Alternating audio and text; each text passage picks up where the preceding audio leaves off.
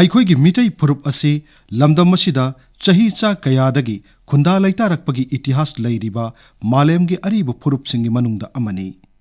Eikhoi gi puari gi tangkak kayada thokiba thodok wathok kayadagi nungsiraba eikhoi gi Echil enao kaya atokpa leibak kayada khunda laitaki. Mataw asumna 19 suba satabdigi anganba saruk Manipurda Maharaj Garba Niwas na panma matamdagi Bangladesh ta Manipuri mitai singna khundaba hauki haiba wafam thengnari. Masi Bangladesh ki bichigaw da khundaba oinam sagai gi sagai rol da su yauri hairi. Masi ki matung Rajasri Begachandra na panma matam amadi sahi taret khundakpa gi matam da mitai kayana Bangladesh ta khunda laitaki.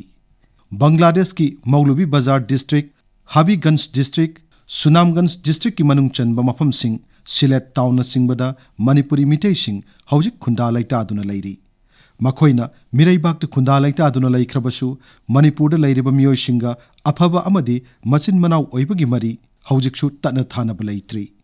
Bangladesh ta makhoina Manipuri mitai phurukki chanalonchat kala sanskriti ngaktuna saktakli. Masiga loinana Manipuri mitai singna tongan balam singda mithoi mihenduna Bangladesh ta Manipuri imagi mingchat urong khilli.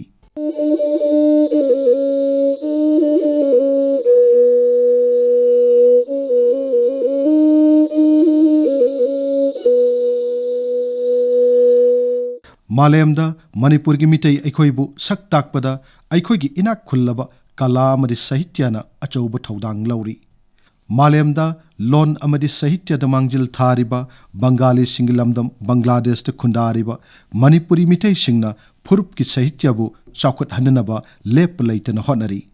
Bangladesh ta English singama samapun humputara mangagi me taramathoida Bangladesh Manipuri sahitya sangsat lingkat kiba aduga sahidumakki December thadagi Dipanita haujikna Maira haina mingthonba Manipuri sefong asi phongba hokibadagi lamdam maduda Manipuri sahityagi anaubu mayon nama lakhi. Bangladesh ta sahityagi lamda arangba thon michak amagi matau gumlaba Manipuri mitai sahityaka A.K. Seramna haujik phawbada Bangla lon gi larik kuntare tamadi Manipuri lon gi larik taranithoi punna larik kuntramapan phongkre. Mitai phurupki achangba mapari asibu tongan ba sahitya award taramapan rom piduna ikai khumnabasu utkre. Asigumlaba Bangladesh ta Manipuri mitai gi mingchat urong khilliba sahityakar asiga Eikhoi gi mihut Thokchom jega wari shanabagi tangkak ama tahanjari. Tamo sirambu thoramsida taram naukchiri thagachari wajabu. Tamo Bengali sing asi sahitya gi lamda mangjin thaba phurup amani hainari asigumlaba Bangladesh lebakta Eikhoi gi ichin naushina sahitya gi lamda lawriba thodang amadi kadai fawbada Manipuri mitai singna haiba lam asida mai pakpagi haibadu kajing thambiyo. Bangla lon amasung sahitya di Malem gi thakta haifet lingna leiraba lon sahitya mani. Bangla lon Malem gi thakta mangasu lon ni haina singthanari. Bangladesh ti mama lon gi damo thawai ka thoktuna anauba itihas ma semkiba lamni. Asigumba leibak amada khundaduna leiriba yamna masing liklaba Manipuri Eikhoi Bangla gi safuna kankhibana imalol Manipuri fawba kawkhibagi fiomda leirakhi. Aduna Bangladesh ta Manipuri Eikhoina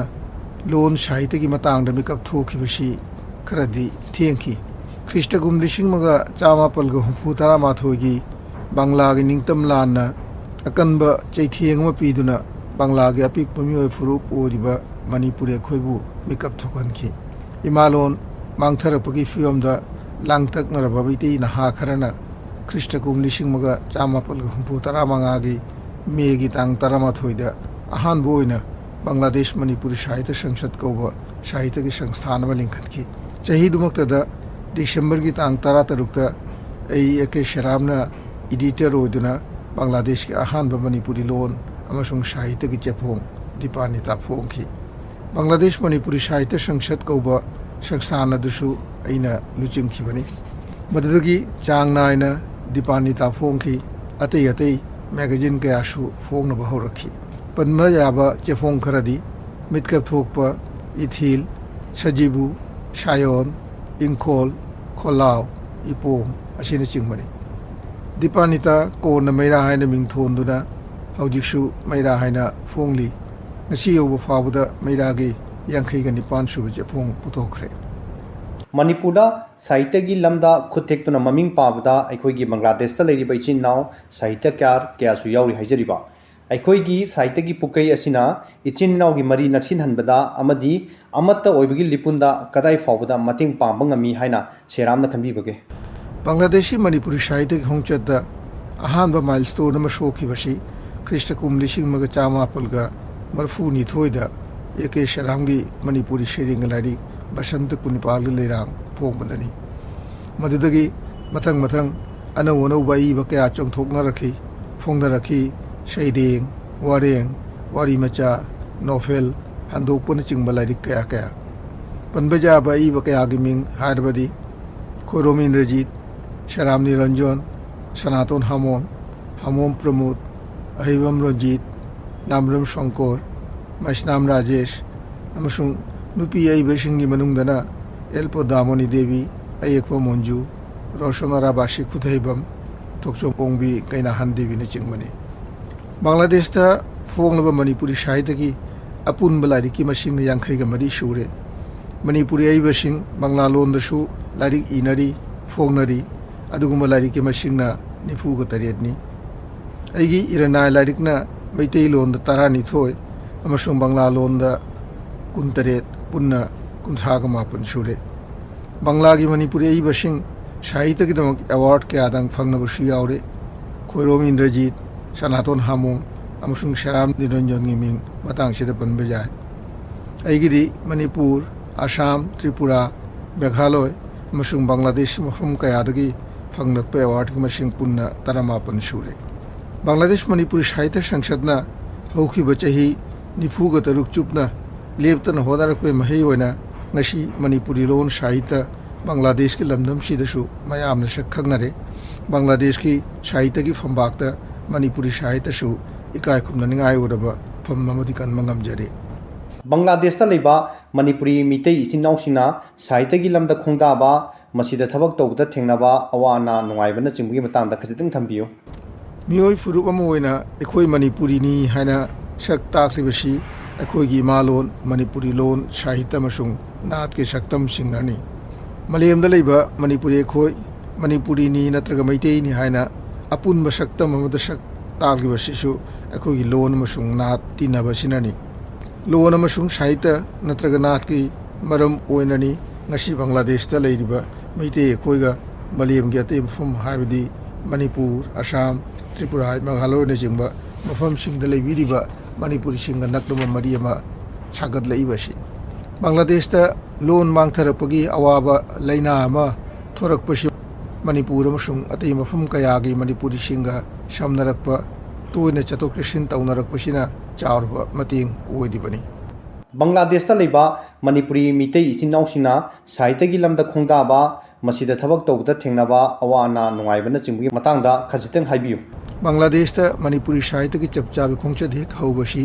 ꯈ꯭ꯔꯤꯁꯇꯒꯨꯝ 1965ꯒꯤ ꯃꯦꯒꯤ ꯇꯥꯡ 18ꯗꯒꯤꯅꯤ꯫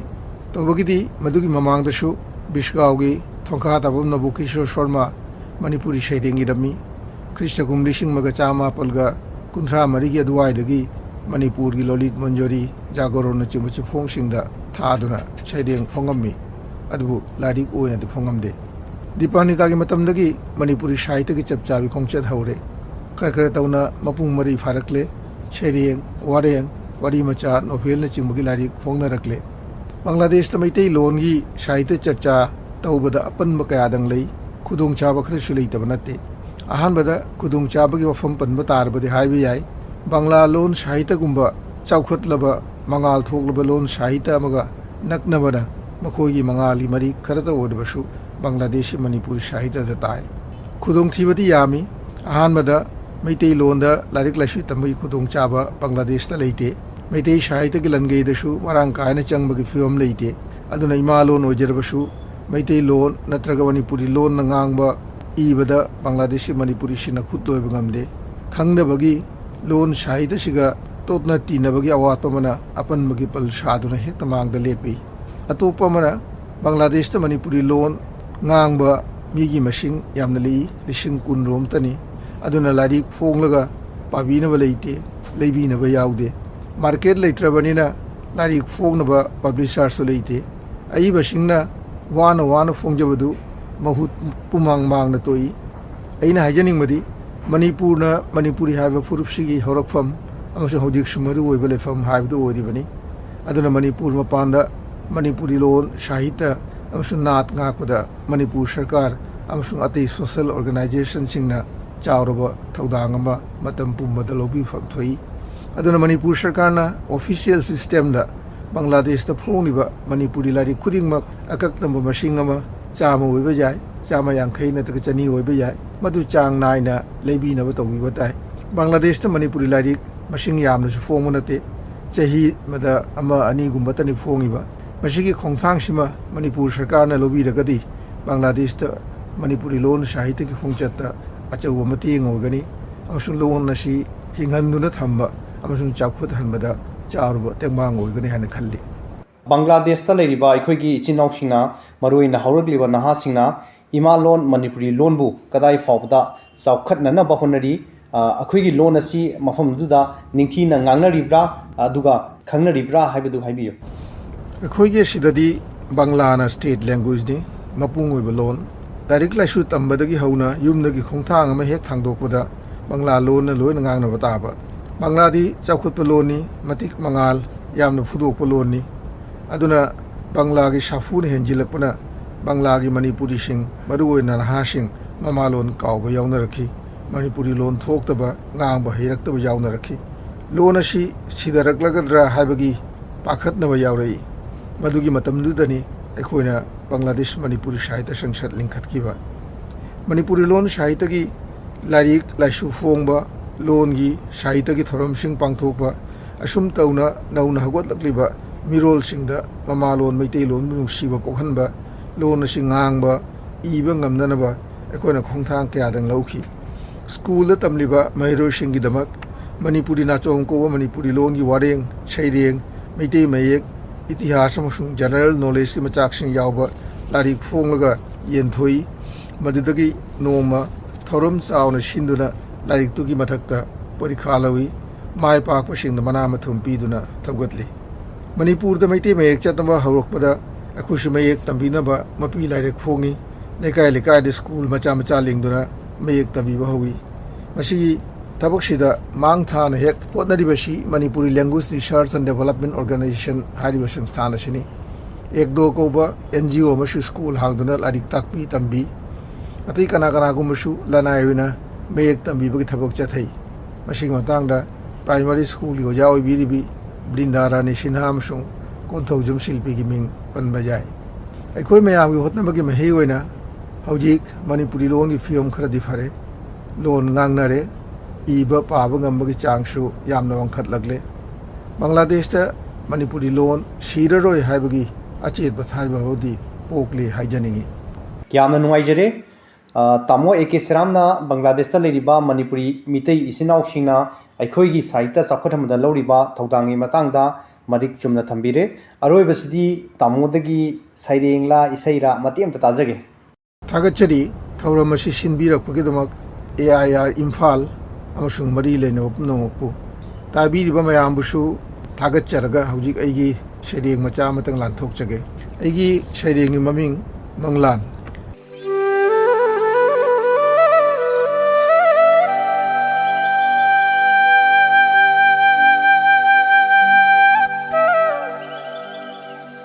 अइदी थमोइ पेना वा ngangjaniंगी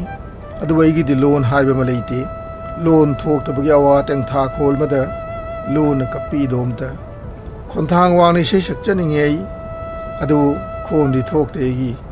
अवाबगी फुंबंगनबा चैना खोलमना अइबु मतम पुमदा तनि खल्ली हाराबगुम अइदी थमोगी सेंगलबा मचुने यक्चनिंगी सक्तम अमा अदु अइगिदी इरना युमहुस लेजदे मिखा पोनबगी तोलबा वखलमना तत्तना पोखाय हंदे दौदि थमोइसे अइदी मतम पुमदा नुसिरबा मंगलान अमा सागच्चै अदुबा हौजिक्ति मतम सोइगी मायोक्तनि अदुना कना मिचंग लेजदबा अइदी इदोमता नुंगी मूर्ति ओली कंगला सागु अदुबा करिनो ओइना हौजिक तौगदबा अइबु मतमगी तुरेलगी इचाउसिदा कौशिंग तावबगसुम ताउथदुर चटलसिरा योलिंग थांग सामुगुम कोक नोंदुन यारसिरा एगी तमथीदब इरायबक्सिबु फोंदोक ngमद्रबा वाहेगी पोतलुम कयासि पुदुना नोंगी मूर्ति ओन सुम लेरसिरा अदुबु मरक मरक्तदी थमोय नुंगदा नोंगलेई नुंसीत अमा हौरक्पगुम तवी पोखायगदे ngairaba अग्निगिरी मगी मनिल मखोल फाउरई नोंपोक चिंखोंगदा थोरक्कदगी ngairaba कोलुगी मशेक मंगाल मसु उबगुम तवी मैम थगचरी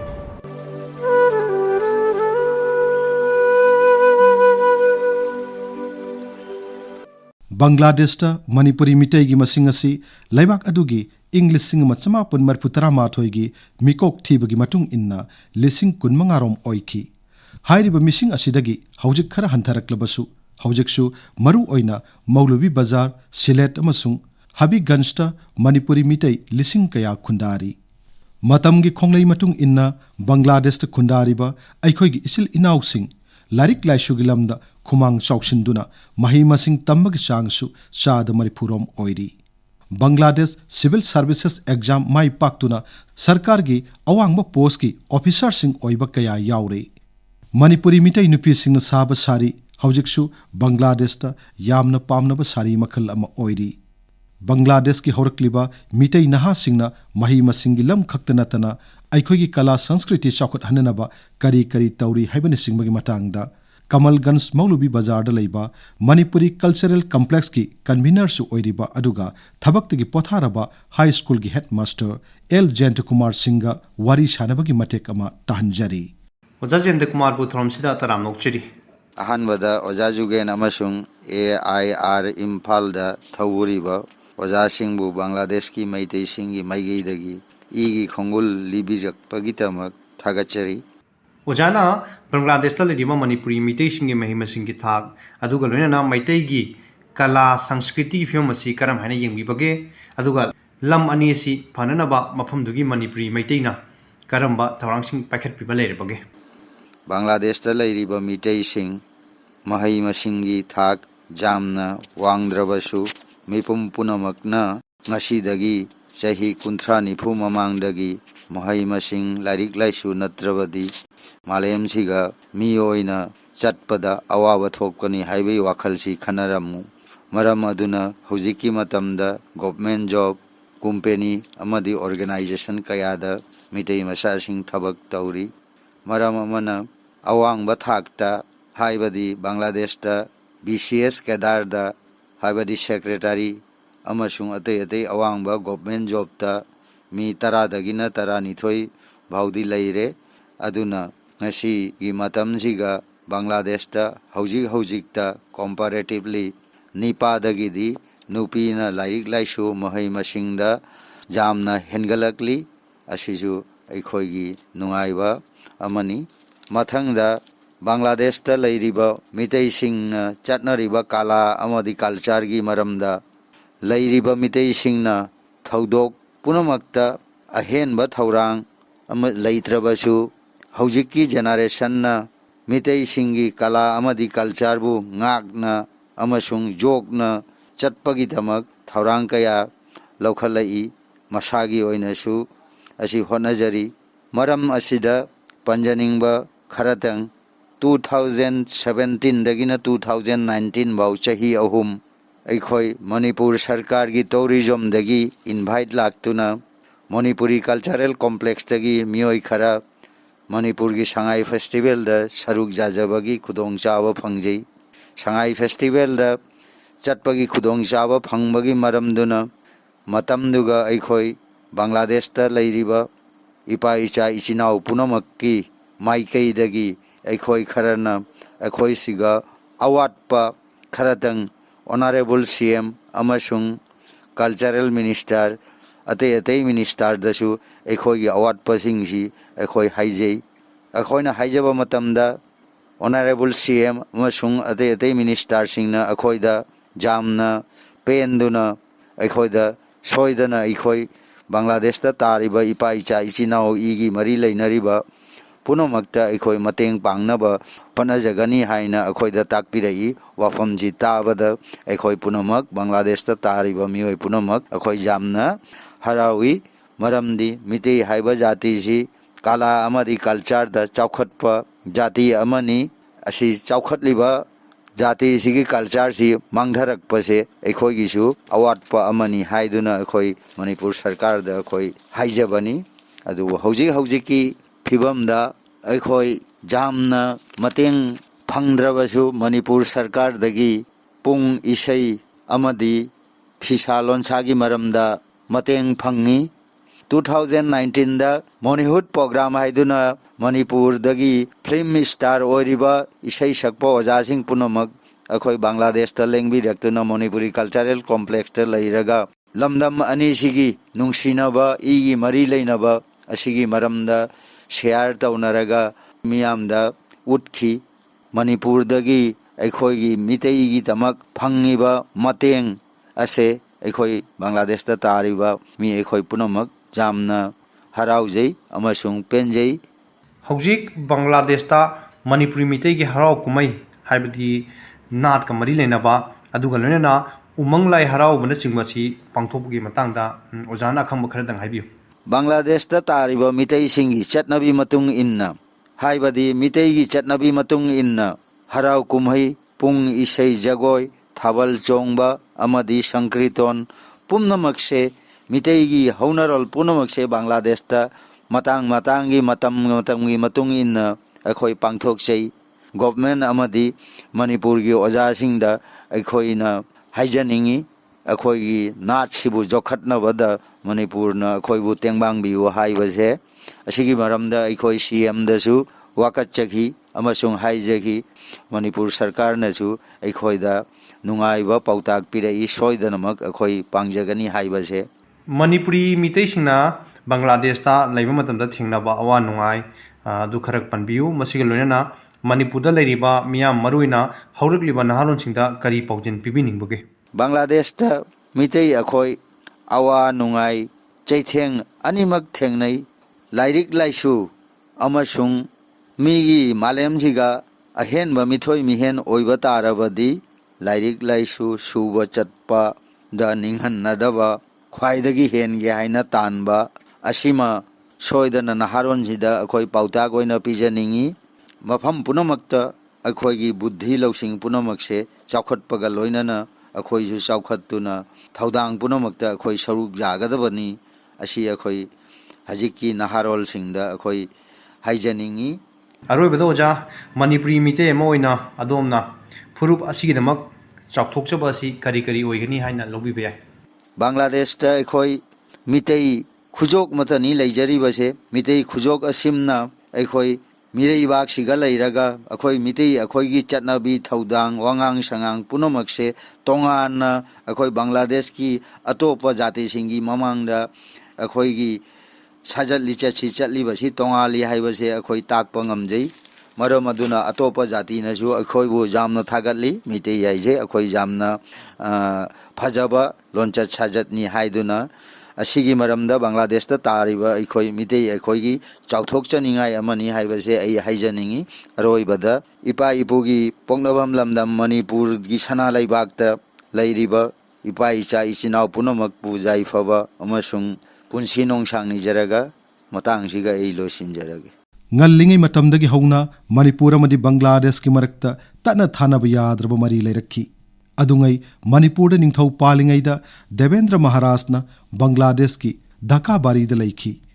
manipur da chahi taret khuntak lingai matamda ningthau masa gamir singh na silet amadi marjit na banugas lamdam da changjapam lauki haujikshu gambir singh na changjapam lauki bamafam silet ki mirjajal ganj ta saramba konung adu leiri adungai इंग्लिशिंग मचनिपान मरपुतरा माथोइगी Anglo Manipuri लान मतुंगदा अथौब कया लोई थाकिबसिंगी मनुंगदा निंगथौ मसा जिला ngamba बांग्लादेश ता ओइना लोई थादुना मफम मदुदा संगजफम लौखी हौजिक मखा ताना बांग्लादेश ता लैरिबा मणिपुरी मितै सिंगी मतंगदा खंगमिननबा बांग्लादेश की गवर्नमेंट हॉस्पिटल की यूरोलॉजी की हेड ऑफ डिपार्टमेंट अमसुंग प्रोफेसर ओइना थबक्तगी पोथारबा सिलेट लैबा डॉक्टर प्रमोद रंजन सिंह वारी सानबा तामिनसी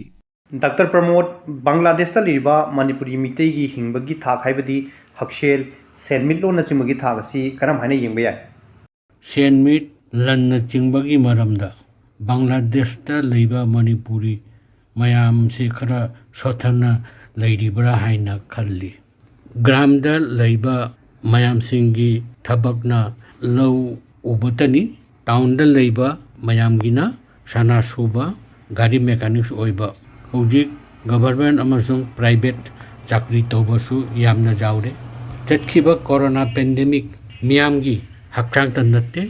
इकोनॉमिक कंडीशन जो जामना सोथरुरे मणिपुर की महिरोई कया बांग्लादेश MBBS तंब चट थेंगनजै हिरम सिंगी मतांगदा डॉक्टरना मणिपुर की लाप महिरोई सिंग अमदी ममा मपा सिंगदा करी हाइबिनिंग लेबगे मतंग असे चावखरबा अमसुंग खननिंगाई मरम अमनी स्टूडेंट मयामदा हाइनिंगबदी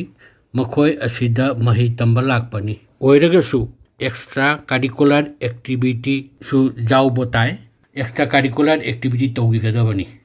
मथंगदा क्लास की आइटम परीक्षा अमसुंग लेक्चर मतम चाना नुंतिगी सरुक जाबिगदबनी आइटम क्लियर तौगदबनी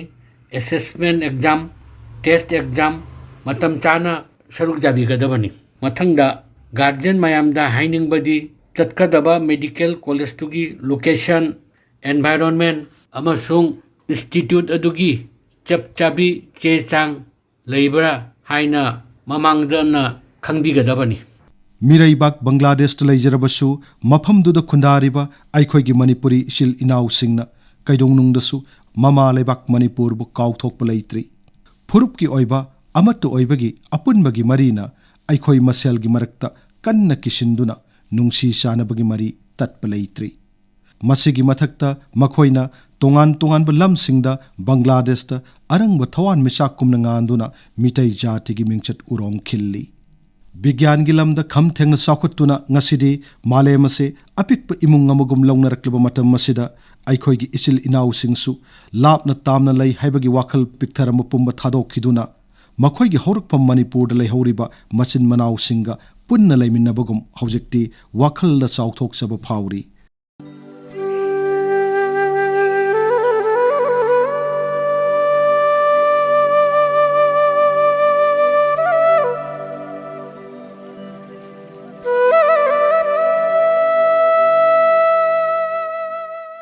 मतंग असिदा आकाशवाणी इम्फालगी पाउ कांगमुन पुथोकपा अखनब थौरम ऐखोइगी इसिल इनाउगी लिक्लम थीबा बांग्लादेश लोइजरे थौरम असिगी अइबा Thokchom Jogendrajit news editor AIR Imphal थौरम पुथोकपा Gin Gangte assistant director news AIR Imphal Tengbang Singh Soibam Sursan Singh अमसुंग लाइश्रम हैप्पी लांथोक सखिबा Ngangom Kiran